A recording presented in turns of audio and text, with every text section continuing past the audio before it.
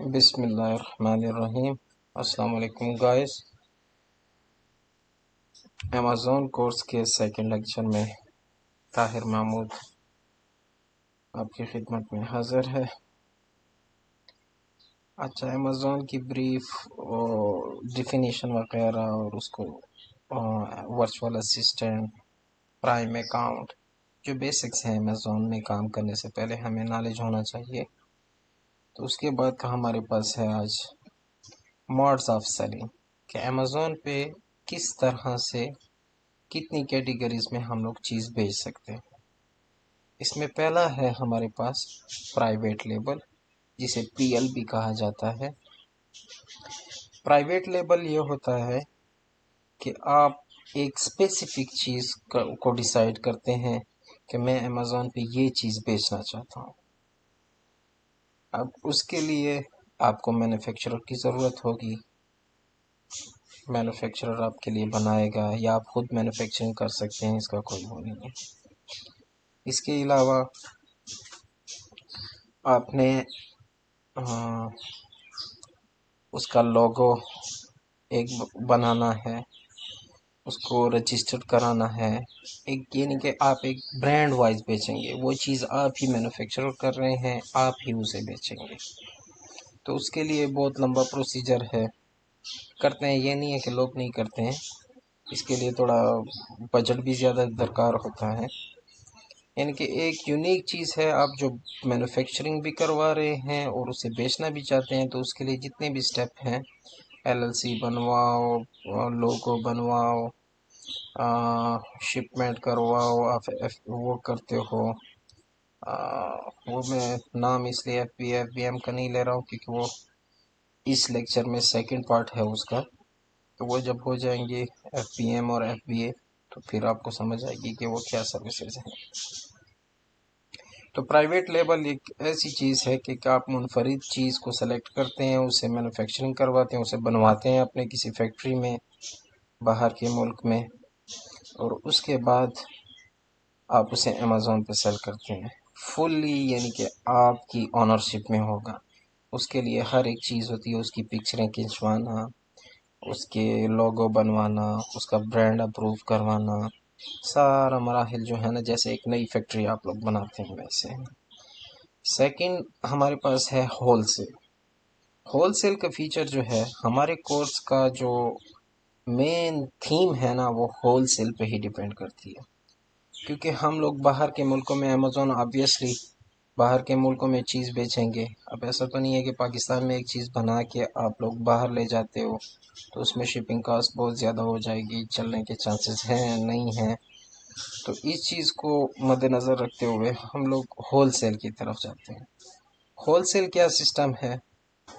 Whole cell یہ ہوتا ہے کہ امیزون پہ آپ لوگ دیکھتے ہو پروڈکٹ، جب سرچ کر لیتے ہو کوئی ایک اسپیسیفک آپ کو پروڈکٹ مل گئی، وہ پروڈکٹ کوئی اور برانڈ بنا رہا ہے، کوئی اور سیلر بیچ رہے ہیں، لیکن آپ کو پسند آ گئی تو آپ چاہتے ہو کہ کیوں نہ میں یہی چیز اتنی لسٹنگ کروں، اس کی پکچریں لوں، لوگو، برانڈ، یہ چیزیں سارے مراحل سے گزروں، کیوں نہ میں یہ چیز جو چل رہی ہے آلریڈی اسی کو بیچنا سٹارٹ کر دوں۔ تو یہ ہے ہمارا ہول سیل۔ اب اس میں ہم یہ فائدہ ہے کہ ہمیں دوسری بگ دوڑ سے نجات مل جاتی ہے۔ جو چیز آپ ڈائریکٹ دیکھتے ہو، وہ چیز اگر آپ کو پسند ہے، آپ کے معیار کے مطابق ہے، تو آپ کیا کرتے ہو، وہ چیز بیچنے کی کوشش کرتے ہو۔ اس چیز کو بیچنے کے لیے کچھ سٹیپ ہیں، تو وہ سٹیپ ہم فردر پڑھیں گے کہ آپ نے ایک پروڈکٹ ڈھونڈ لی ہے، آپ کو پتہ چل گیا یہ فلاں برانڈ کی ہے، تو آپ کوشش کریں گے سورسنگ میں کہ اب میں اس برانڈ کے ساتھ رابطہ کر لوں یا اس کے کسی ڈسٹریبیوٹر کے ساتھ رابطہ کر لوں تاکہ مجھے وہ اپروول دے دیں، اور میں ان کی ہی جو چیز بک رہی ہے، اچھے مارجن سے بک رہی ہے، اسی کو میں بیچنا سٹارٹ کر دوں۔ تو یہ سارا ہوتا ہے ہول سیل۔ تیسری ہے drop shipping. Drop shipping Pakistan میں اکثر لوگ کر بھی رہے ہیں، لیکن بعض لوگ کہتے ہیں کہ رسکی ہے۔ ڈراپ شپنگ کا اصل میں کانسیپٹ یہ ہے کہ کسی بھی برانڈ اپروول کی ضرورت نہیں ہے. کسی بھی ویب سائٹ یا کسی بھی جگہ سے آپ کو کوئی مٹیریل ملا ہے جو امیزون پہ بک رہا ہے اور وہ آپ امیزون پہ پھر بیچنا چاہتے ہو، تو اس کے لیے کیا ہوتا ہے، دو طریقے ہوتے ہیں. ایک آن لائن آربیٹراج ہوتا ہے، ایک ریٹیل آربیٹراج ہوتا ہے. آن لائن میں یہ ہوتا ہے کہ آپ کو کسی سائٹ پہ ایک پروڈکٹ مل گئی، یعنی کہ امیزون پہ آپ نے ڈھونڈی ایک پروڈکٹ ہے، آپ اسی پروڈکٹ کو ڈھونڈیں کسی اور ویب سائٹ پہ کہ وہاں کتنے کی ہے. فرض کریں امیزون پہ آپ ایک چیز $50 کی بک رہی ہے اور آپ کو وہی چیز کسی اور آن لائن سٹور پہ سستے میں پڑ رہی ہے، تو شپنگ کیلکولیشن وغیرہ سارا کر کے اگر آپ کو اس میں $5-10 بچ رہے ہیں تو آپ کیا کرتے ہیں، اور ڈراپ شپنگ میں سب سے بیسٹ چیز یہ ہے کہ ڈراپ شپنگ میں آپ کو میٹیریل منگوانا نہیں پڑتا ہے.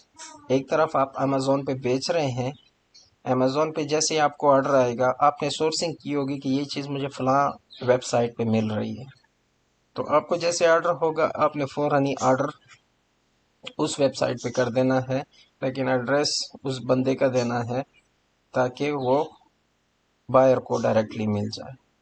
اس میں امیزون کی ریسٹرکشن یہ ہے کہ امیزون کہتا ہے کہ جو چیز میری ویب سائٹ پہ بک رہی ہے کسٹمر کو بھی اسی امیزون کی پیکنگ میں ہی ملے. تو اس کے لیے کچھ طریقے ہوتے ہیں، وہ ہم بعد میں ڈسکس کریں گے. فی الحال یہ ہمارا کورس جو ہے یہ ہے امیزون ہول سیل FBA. تو جب وہ نئی کلاسز ڈراپ شپنگ کی سٹارٹ کروں گا تو یہ پھر ڈراپ شپنگ میں ڈسکس کریں گے.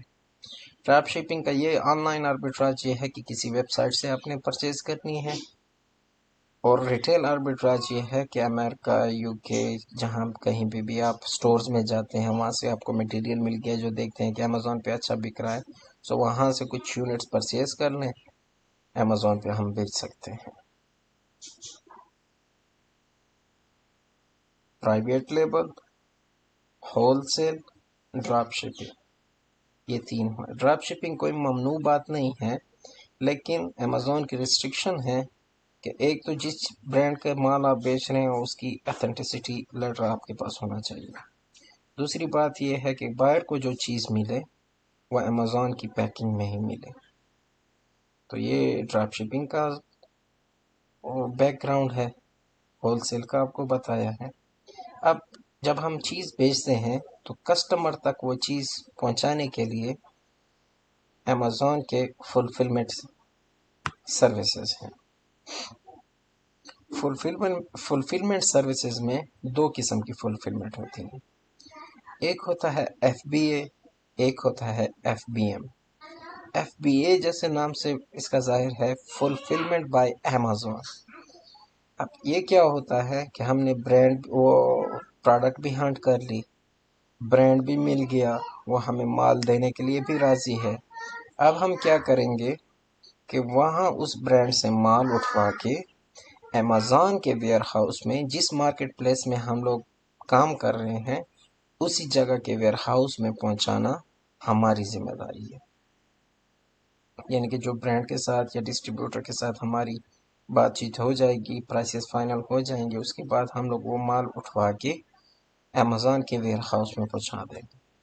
اس کے بعد ہم سیلر سینٹرل پہ دیکھیں گے، ہمیں آرڈر ہوتے رہیں گے، اور یہ امیزون جو ہے ڈائریکٹلی ہمارا میٹیریل، ہمارا یونٹ، جتنے یونٹ پہ بکیں گے وہ پیک کر کے بائر تک پہنچائے گا.